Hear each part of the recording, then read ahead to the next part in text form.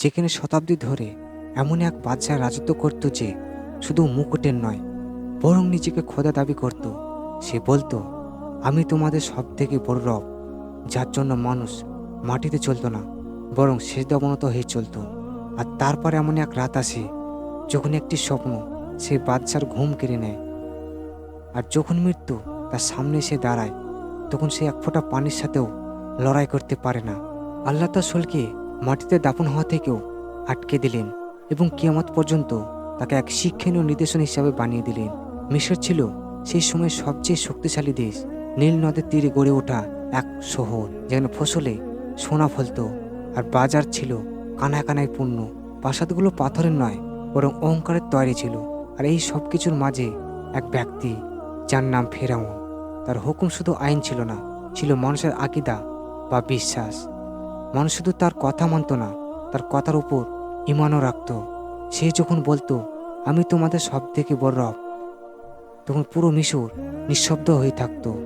এই মিশরে এমন এক জাতি ছিল যারা কখনো আলোর মুখ দেখত না, যাদেরকে বলা হয় বনি ইসরায়েল।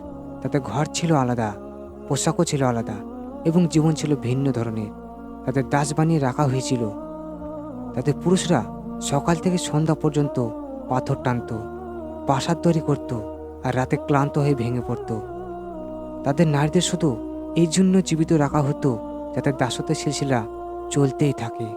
ফেরাউন ইচ্ছাকৃতভাবে এই জাতিকে দুর্বল করে রেখেছিল, কারণ যে জাতি দুর্বল হয় তারা কখনই সিংহাসন কাঁপাতে পারে না। বুদ্ধিমানদের জন্য ইশারায় যথেষ্ট। তাফসিরে ইবনে কাসির অনুযায়ী এক রাতে ফেরাউন এক স্বপ্ন দেখে। সে দেখে যে বাইতুল মুকাদ্দাসের দিক থেকে একটি আগুন ছুটে এসে মিশরের ঘর বাড়ি জ্বালিয়ে দিচ্ছে, কিন্তু বনে ইসরায়েলের ঘরগুলো সম্পূর্ণ নিরাপদ রয়েছে। এরপর ফেরাউন আতঙ্কিত হয়ে জেগে ওঠে। এটাই ছিল প্রথমবার যখন সে নিজেকে দুর্বল অনুভব করে। সেই রাতে জ্যোতিষী এবং অদৃশ্য জ্ঞানের দাবিদারদের দরবারে ডাকা হয় এবং স্বপ্নে শোনানো হলো। তারপর সেই বাক্যটি বলা হলো যা ইতিহাস বদলে দেয়। বনি ইসরায়েলে এমন এক পুত্র সন্তান জন্ম নেবে যে তোমার সাম্রাজ্যের পতনের মূল কারণ হবে। আর এখান থেকে ফেরাউনের অহংকার ভয়ের রূপ নিতে শুরু করে। ভয় যখন হৃদয়ে জেগে বসে তখন বুদ্ধির লোপ পায়, আর যখন বুদ্ধির চলে যায় তখন জন্ম নেয় চরম জুলুম।